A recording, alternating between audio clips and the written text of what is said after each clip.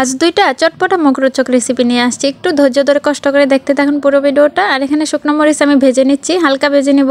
আর তারপর আমি আস্ত মশলাগুলো দিয়ে দিব। এখানে আছে আস্ত ধনিয়া, মৌরি, তারপর জিরে আর কিছু গোলমরিচ আর কয়েকটা হইতেছে লবঙ্গ। এই মশলাগুলো সবারই চেনা জানা।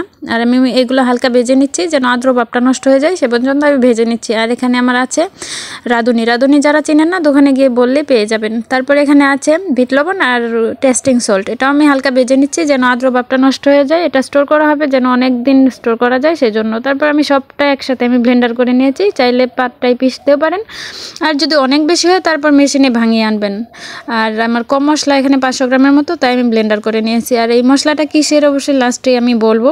আর এখানে আমার আরেকটা মশলা তৈরি হচ্ছে, এটা হইতেছে আদা আর রসুন পেস্ট করে নিছি ব্লেন্ডারে। তারপর এখানে আমি মশলাটা গুলিয়ে নিছি। এখানে হলুদ গুঁড়ো, মরিচের গুঁড়া, ধনিয়া গুঁড়া, তারপর জিরে গুঁড়া, সরি আমার মনে হইতেছিল না। আর এখানে আমার কড়াইটা বেশ গরম করে আমি এখানে 1/2 লিটারের মতো তেল দিয়ে দিছি। আর এই মশলাতে অনেক তেল অ্যাড করা হবে, এই তেলই হবে না কিন্তু আমার এখানে 1/2 লিটার আমি দিতেছি। তারপর কিন্তু এটা আরও অ্যাড করা হবে, যেখানে যাবে মশলাটা সেখানে তারা অ্যাড করে নিতে পারবে। আর এখানে আমি ব্লেন্ডার করা এই যে আদা রসুনটা আমি দিয়ে দিছি। এটাতে কিন্তু পেঁয়াজ ব্যবহার করা যাবে না, পেঁয়াজ ব্যবহার করলে এটা অনেক দিন রাখা যাবে না। পেঁয়াজে কিন্তু তাড়াতাড়ি ব্যাকটেরিয়া জন্মায়, এটা সবাই জানে।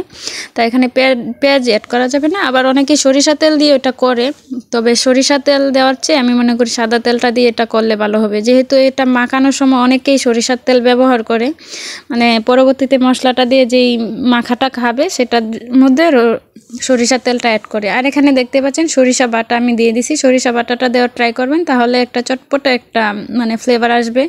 এই যে আমি সরিষা বাটাটা একটা ফ্রিজে ছিল একটু শক্ত শক্ত, তাই আমি মানে একটু গুটিয়ে গাটিয়ে তারপর আমি এটা মিশিয়ে নিছি আদা রসুনের সাথে। আর এটা ব্যবহার করলে ভালো।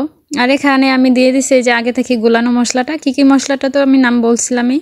এই মশলাটা আমি ভালো করে মিশিয়ে নিব একদম তেলের মধ্যে। আর তেল তো এটা লাগবেই, এখানে আরও তেল লাগবে, এই তেলে কিন্তু হবে না। এই তেলে একদম শুকনো শুকনো হয়ে যাবে। দেখতে থাকেন পুরো ভিডিওটা, তারপর আপনারা বুঝতে পারবেন। আর এখানে আরও তেল অ্যাড করা হবে।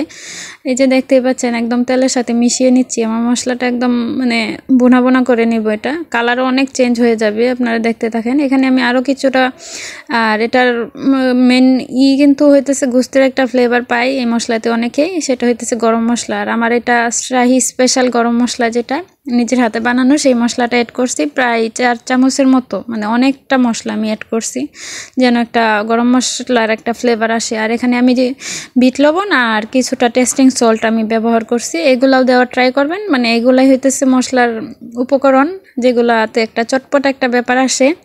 এই যে এখানে আমি অনেকটা বিট লবণ আর টেস্টিং সল্ট ব্যবহার করছি। আর ব্যবহার করার পরে দেখতেই পাচ্ছেন যে ভালো করে বুনিয়ে নিচ্ছি, যেটার পরে আস্তে আস্তে কালারটা চেঞ্জ হয়ে যাবে।